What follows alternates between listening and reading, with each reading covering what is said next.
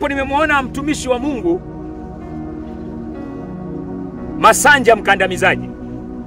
Nilikuwa nataka hapa Masanja Mkandamizaji nimweke sawa kidogo. Mimi nisaidie, mimi sio mchungaji, mimi ni askofu. Okay. Ukiwa askofu unakuwa na wachungaji chini yako. Kwa hiyo weka vizuri, uliza vizuri tena swali hilo. Okay. Mimi nisaidie, mimi sio mchungaji, mimi ni askofu. Okay. Ukiwa askofu unakuwa na wachungaji chini yako. Kwa hiyo weka vizuri, uliza vizuri tena swali hilo. Okay. Mchungaji Masanja Mkandamizaji alikuwa anatoa fafanuzi baada ya mwandishi wa habari kumuita yeye ni mchungaji. Masanja akaona sio vyema kuitwa mchungaji, akaamua kutaja cheo chake. Maana yake ni kana kwamba anamshusha heshima.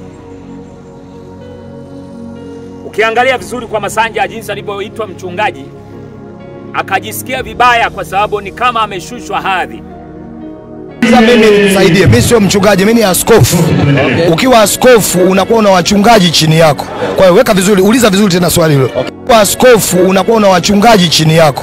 Kwa hiyo weka vizuri, uliza vizuri tena swali hilo. Okay. Na akamnyamazisha mwandishi wa habari, akamwambia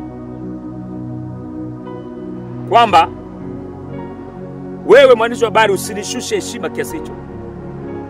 Mimi sio mchungaji, usiniite mchungaji. Mimi ni askofu. Askofu anakuwa na wachungaji chini yake. Hii ni fasiri ya uongo ya ulimwengu wa leo. Lakini kibiblia, Masanja rafiki yangu, nataka nikuweke sawa hapa. Rafiki yangu Masanja, nataka nikuweke sawa hapa. Kibiblia askofu ndio mchungaji. Mchungaji ndio askofu. Kwa lugha ya Agano la Kale ndiye kuhani. Kwa hiyo kwa fundisho lililofundisha hapo mbele ya waandishi wa habari kama kioo cha jamii katika upande wa uchungaji, tayari watu wameshaanza kufahamu pakubwa.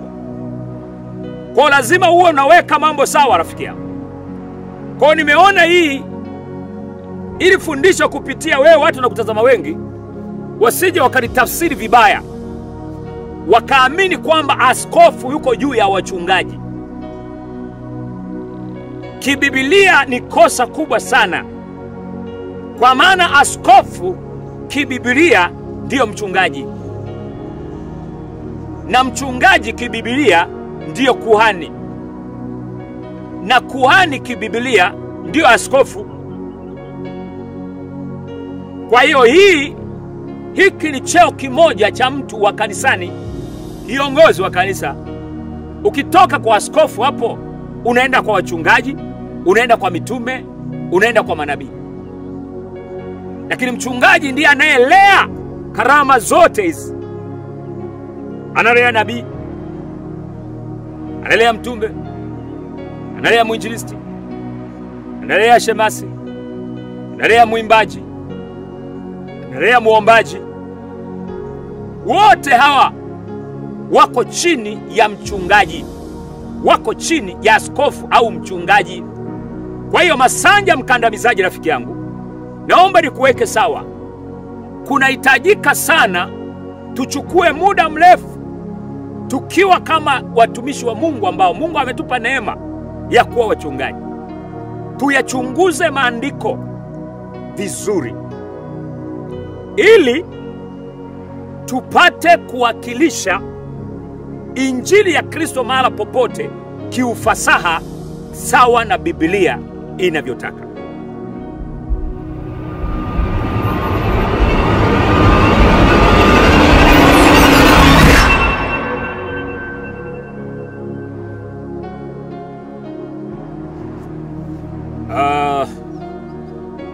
Nichukue nafasi hii kusema Mungu akubariki sana wewe ambaye unanisikiliza na kunitazama katika bara la Ulaya, bara Afrika.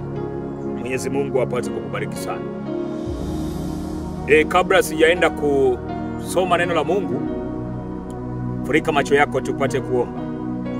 Baba, ninakushukuru kwa neema yako uliyonipa, mimi na mtazamaji wangu.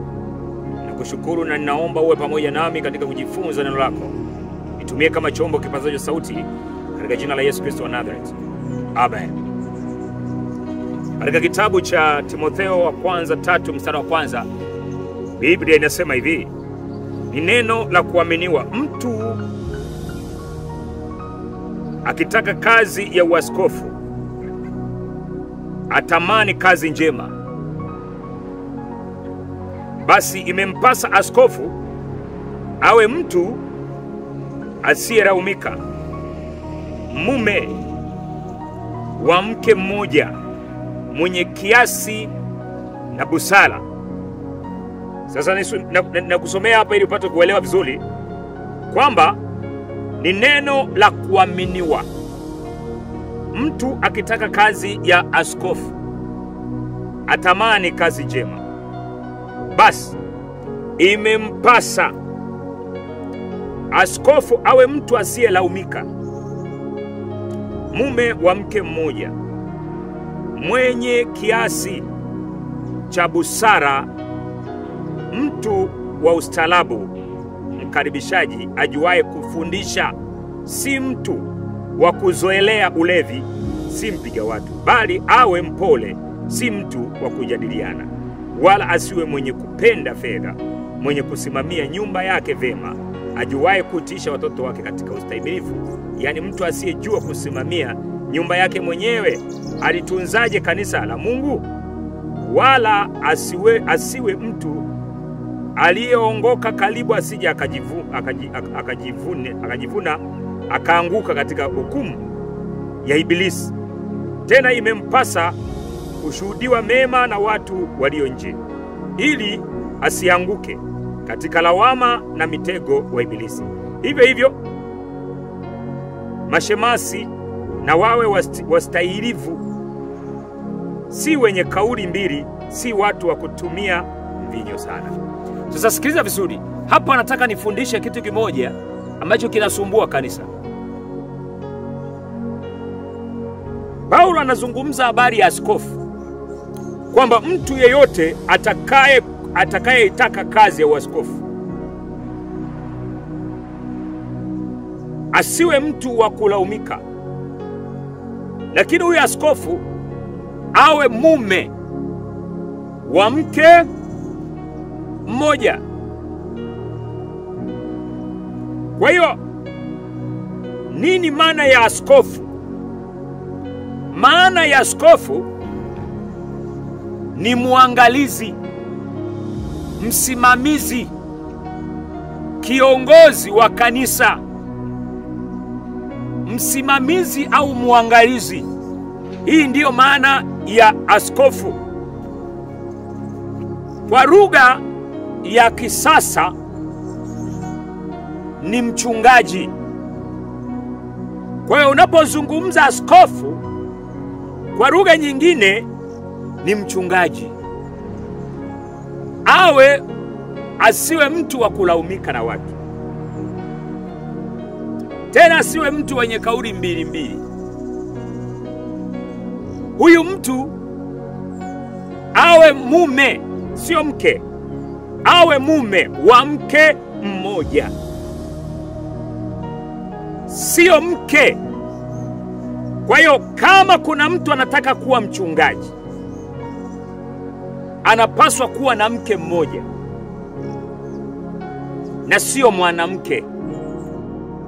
Kwa hiyo kibiblia hakuna askofu mwanamke. Askofu ni mwanamume ambaye kwa lugha ya leo ni mchungaji. Kwa lugha ya Agano la Kale ni kuhani. Zamani kulikuwa na ukoo wa makuhani, ukoo wa Lawi huko. Makuhani walikuwepo. Hawakuwepo makuhani katika Agano hilo Jipya la Kale. Walikuwepo makuhani walioingia kwenda kupeleka maombi, kufanya ibada za wana wa Israeli. Walikuwa ni makuhani na hawakuchaguliwa wanawake.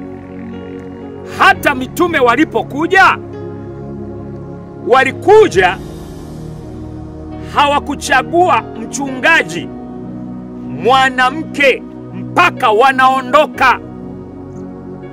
Kwa maana Mungu hakuwahi kuchagua kuhani au mchungaji au askofu. Hii ni lugha moja tu. Askofu, kuhani, mchungaji. Mungu hakuwahi kuchagua toka mwanzo mpaka Ufunuo kwamba kuwepo na askofu au mchungaji wa nani? Wa kike. Kwa hata wale waliokuwa naingia kufanya ibada ya wana wa Israeli walikuwa ni makuhani wa kiume. Kuna wana wa Haruni, wote hao walikuwa ni makuhani, wote walikuwa ni wa kiume. Na Biblia ukisoma vizuri, hata mavazi yao ilikuwa ni suruali, sio sketi pamoja na kanzu. Walikuwa wanavaa suruali pamoja na kanzu na mishipi. Kwa hiyo ndio walikuwa mavazi yao, ni wa kiume, sio wa kike. Sasa leo, dunia ya leo, mafundisho potofu yameendelea kutokea kwamba askofu yuko juu ya mchungaji na mchungaji yuko chini ya askofu, wakati Biblia haijatenganisha askofu akawa na mtu yuko chini yake na yeye anaitwa mchungaji. Kwa hiyo Biblia inatambua askofu ni mmoja tu. Biblia inatambua mchungaji kwa lugha nyingine ni mmoja tu, tena wa kiume, ambaye huyo kazi yake ni kuliongoza kanisa, ni kulisimamia, ni muangalizi wa kanisa. Nimeona mafundisho yanaenda yanabadilika sana. Mafundisho yanaenda yanabadilika sana kwenye kanisa la leo. Kwanza kabisa, leo mchungaji ana askofu, mchungaji ana mchungaji wake. Kwa hiyo askofu ndio anabeba wachungaji wote, wakati kibiblia askofu ndio mchungaji. Hakuna mtu mwingine, labda kuna mwinjilisti, kuna nabii, kuna mtume. Lakini askofu ni muangalizi wa wachungaji. Askofu huyo ndio mchungaji, ni muangalizi wa wazee wa kanisa. Huyo kwa sababu kibiblia hata mzee wa kanisa ni mchungaji. Ukienda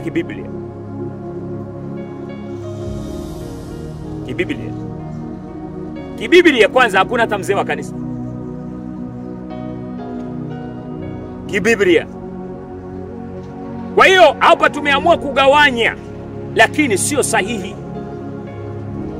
Ni mifumo tu imebadilishwa kwenye dunia ya leo katika kizazi hiki kipya. Sasa nimeona fundisho wengi wanalifundisha. Moja wapo nimemwona mtumishi wa Mungu Masanja Mkandamizaji. Nilikuwa nataka hapa Masanja Mkandamizaji nimweke sawa kidogo. Mchungaji Masanja Mkandamizaji alikuwa anatoa fafanuzi baada ya mwandishi wa habari kumuita yeye ni mchungaji. Masanja akaona sio vyema kuitwa mchungaji, akaamua kutaja cheo chake. Maana yake ni kana kwamba anamshusha heshima. Ukiangalia vizuri kwa Masanja jinsi alivyoitwa mchungaji, akajisikia vibaya kwa sababu ni kama ameshushwa hadhi, na akamnyamazisha mwandishi wa habari, akamwambia kwamba wewe mwandishi wa habari usinishushe heshima kiasi hicho. Mimi sio mchungaji, usiniite mchungaji. Mimi ni askofu. Askofu anakuwa na wachungaji chini yake. Hii ni fasiri ya uongo ya ulimwengu wa leo. Lakini kibiblia, Masanja rafiki yangu, nataka nikuweke sawa hapa. rafiki yangu Masanja, nataka nikuweke sawa hapa. Kibiblia askofu ndio mchungaji. Mchungaji ndio askofu. Kwa lugha ya Agano la Kale ndiye kuhani. Kwa hiyo kwa fundisho lilolifundisha hapo mbele ya waandishi wa habari kama kioo cha jamii katika upande wa uchungaji, tayari watu wameshaanza kufahamu pakubwa. Kwa lazima uwe unaweka mambo sawa, rafiki yangu. Kwa nimeona hii ili fundisho kupitia wewe, watu na kutazama wengi wasije wakalitafsiri vibaya, wakaamini kwamba askofu yuko juu ya wachungaji. Kibiblia ni kosa kubwa sana, kwa maana askofu kibiblia ndiyo mchungaji, na mchungaji kibiblia ndiyo kuhani, na kuhani kibiblia ndiyo askofu. Kwa hiyo hiki ni cheo kimoja cha mtu wa kanisani, kiongozi wa kanisa. Ukitoka kwa askofu hapo unaenda kwa wachungaji, unaenda kwa mitume, unaenda kwa manabii. Lakini mchungaji ndiye anayelea karama zote hizi. Analea nabii, analea mtume, analea mwinjilisti, analea shemasi, analea mwimbaji, analea muombaji. Wote hawa wako chini ya mchungaji, wako chini ya askofu au mchungaji. Kwa hiyo Masanja mkandamizaji, rafiki yangu, naomba nikuweke sawa.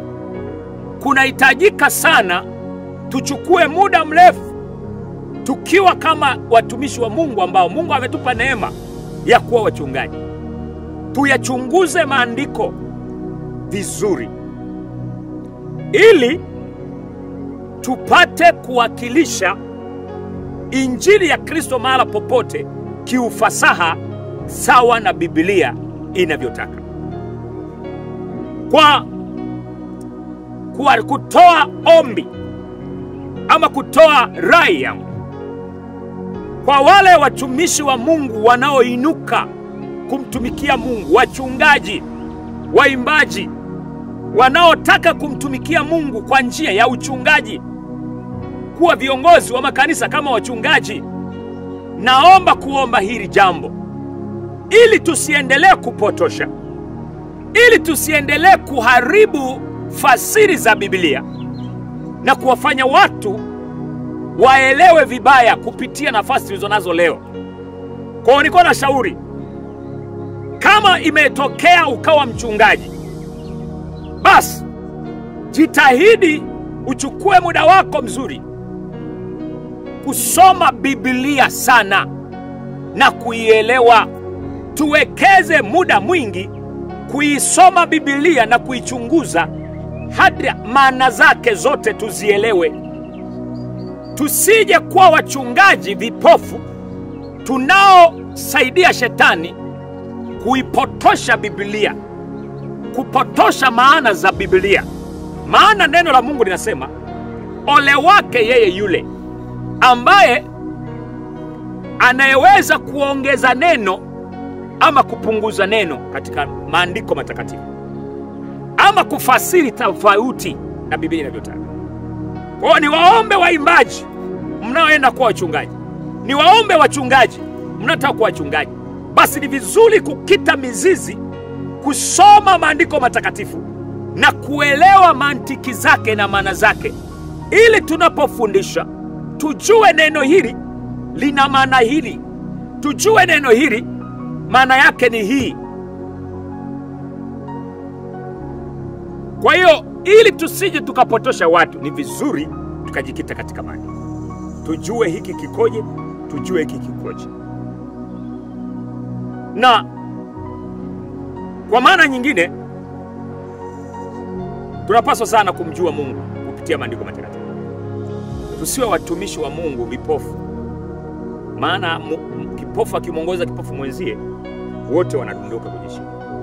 Ni vizuri sisi tulio watumishi wa Mungu, tuliopata nafasi ya kuwa watumishi wachungaji, wainjilisti, sisi ni viongozi, tunapaswa kuwa na majibu fasaha popote pale yanayoweza kumsaidia mtu katika masuala ya kiroho. Kwa hiyo nimeona hata watu wengine ambao hawaelewi maana ya askofu kupitia huyu rafiki yangu mtumishi wa Mungu Masanja Mkandamizaji, kwa kosa ambalo alilolifanya la kuifasiri Biblia kinyume, tena mbele ya waandishi wa habari. Nakumbuka yeye ni kioo cha jamii ambaye anafuatiliwa na watu wengi sasa hivi. Kwa hiyo niombe tusitumie nafasi hii wafanya watu waelewe Biblia tofauti na vile ambavyo Mungu alivyoikusudia tuihubiri. Tunapoona kwamba hatujaelewa kitu, ni vizuri tukaweza kutulia kwanza ili tupate kuelewa. Kwa hiyo nimechukua nafasi hii kusahihisha rafiki yangu Masanja Mkandamizaji kwamba hapa umeenda kinyume, hapa sio sahihi. Kibiblia sisi tunaosimamia maandiko matakatifu, mimi sijivuni, ila Biblia ninaielewa. Nimeisoma Biblia, asio kusoma tu, nimesoma vyuo vya Biblia na sio vya Biblia. Nimesoma, nikisema nimesoma sio Biblia tu, nimesoma na kusoma kweli. Kwa hiyo kuisoma, mimi Biblia naijua, kuijua naijua. Kwa hiyo mimi sitaki kufundisha propaganda, nafundisha kweli ya Biblia. Sasa ukiona ninamsahihisha mtu, labda alete maana zake za akilini, za kibinadamu, lakini maana za Biblia na fasiri zake na referensi zake, basi hapo atakuwa anaelewa kwamba mtumishi wa Mungu Cassian anamkosoa katika ukweli wa kuifuata Biblia. Kwa hiyo siji hapa kukukosoa ama kukuweka sawa kwa kutafuta nionekane mimi, hapana. Tunatafuta Biblia watu waielewe na maana zake. Sisi ndio viongozi, vielelezo. Tukiruhusu mafundisho ya uongo yakaendelea kwetu sisi ambao tu vyuo vya jamii tukanyamazia, tutakuwa nakosea. Ni vile vile ambavyo mtumishi wa Mungu Boniface Mwaitege alivyoamua kukosoa, akasema hakuna mziki wa injili, kwa sababu na yeye ametoka kwenye nyumba ya mchungaji, kwamba hakuna mziki mdundo wa injili ama mziki wa injili, kwamba huu ni special mziki wa injili, kwamba huu mdundo ndio mziki wa injili, kwamba hakuna mdundo wa mziki wa injili. Mimi nataka nikuambie, Mungu ana vitu vyake special na shetani ana vitu vyake special. Nuru na giza havichangamani, ndio maana kuna nuru, kuna giza. Ndio maana kuna shetani na kuna Kristo. Sasa haiwezekani shetani akawa hana vitu alivyovizalisha na kuviopaleti katika dunia hii. Kwa hiyo mimi nizungumze ya kwamba tujikite katika kuyachunguza maandiko matakatifu. Mungu ametupa nafasi tuwakilishe vyema, tuwe mawakili waaminifu. Tunapozungumza chochote kimwakilishe Kristo katika kweli. Utakie neema, utakie baraka katika jina la Yesu Kristo wa Nazareth. Amen.